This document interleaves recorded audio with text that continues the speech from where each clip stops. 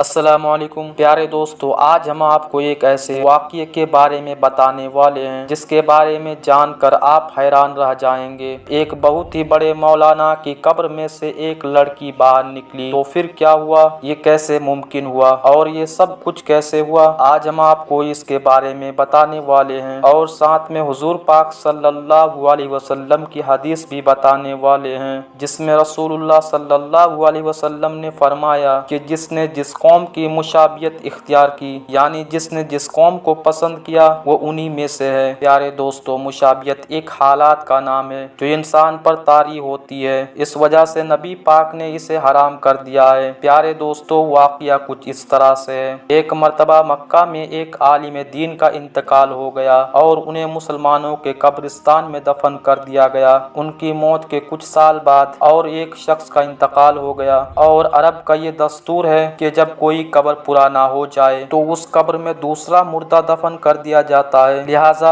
اس شخص کو دفن کرنے کے لیے مولانا صاحب کی قبر کھولی گئی۔ لیکن پیارے دوستو، ایک عجیب و غریب منظر سامنے آیا، کیونکہ قبر میں عالم صاحب کے لاش کے بجائے ایک حسین اور خوبصورت لڑکی کی میت کی لاش، وہ لڑکی کسی یورپین ملک جیسی لگ رہی تھی، اور یہ خبر کچھ دیر میں پورے علاقے میں پھیل گئی۔ پیارے دوستو، عالم صاحب کی قبر سے ایک لڑکی کیسے نکلی، آگے ہم آپ کو ویڈیو میں بتائیں گے، لیکن اس سے پہلے اگر آپ نے اس ویڈیو کو لائک نہیں کیا ہے تو ویڈیو کو لائک ضرور کر لے اور ہمارے چینل کو سبسکرائب کر کے بیل آئیکن کو دبانا نہ بھولے۔ چلیے شروع کرتے ہیں۔ پیارے دوستو، جب یہ خبر پورے علاقے میں پھیلنے لگی کہ عالم صاحب کی قبر سے ایک لڑکی نکلی ہے تو آس پاس کے لوگ وہاں جمع ہونے لگے۔ تو وہاں ایک فرانس کا مسلمان آیا ہوا تھا، اس نے جب اس لڑکی کی صورت دیکھی تو کہا کہ میں اس لڑکی کو جانتا ہوں، یہ فرانس کے رہنے والی ہے اور اس کا پورا گھر عیسائی ہے، لیکن یہ خفیہ طور پر چپکے سے مسلمان ہو گئی تھی اور اس نے مجھ سے کچھ اسلام کی باتیں پڑھی تھی، پھر کچھ دنوں بعد بیمار ہو کر مر گئی تو اس کے گھر والوں نے عیسائی کے قبرستان میں دفن کر دیا۔ لوگوں نے کہا کہ اس کے یہاں ہونے کی وجہ یہ ہو سکتی ہے، یہ ایک نیک مسلمان عورت تھی، لیکن پھر عالم صاحب کی میت کہاں گئی، ان کا لاش کا کیا ہوا؟ کسی نے کہا کہ ہو سکتا ہے کہ ان کی لاش لڑکی کے قبر میں چلی گئی ہو۔ تو پھر اس مسلمان نے کہا کہ میں کچھ دنوں میں حج سے فارغ ہو کر اپنے ملک واپس جا رہا ہوں، میں اس لڑکی کے گھر والوں کو سارا ماجرا بتاؤں گا